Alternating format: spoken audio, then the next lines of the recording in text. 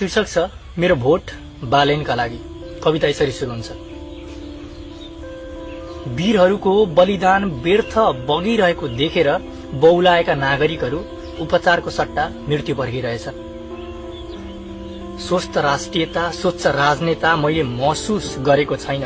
मेरो देशले पनि शिशिर पछिको वसन्त कहिले महसुस गरेको छैन। सवारीको कर, पार्किङको डर, प्रहरीको आतंक यस्तो मानव जेल नै हो दोस्रो घर। कतै सडक अधुरो, कतै सडक साँघुरो। जाममा परेर कसैले जागिर गुमायो, जाममै परेर एम्बुलेन्समा कसैले ज्यान गुमायो। मन्त्री आउँदा ट्राफिक प्रहरीले पनि उतै ध्यान गुमायो। कर्तव्य, निष्ठा, स्वाभिमान आधा बिर्स्यो। आखिर देशभक्तले पनि आफ्नो मर्यादा बिर्स्यो। सरकारको लापरवाहीले मृत्युदर माथि चढेको छ। आत्महत्याको संख्या पनि उस्तै बढेको छ। उसले नेपालमा जन्मिनुको खास अर्थ पाएको छैन। जसले मन्त्रीकै हिफाजतमा लागेको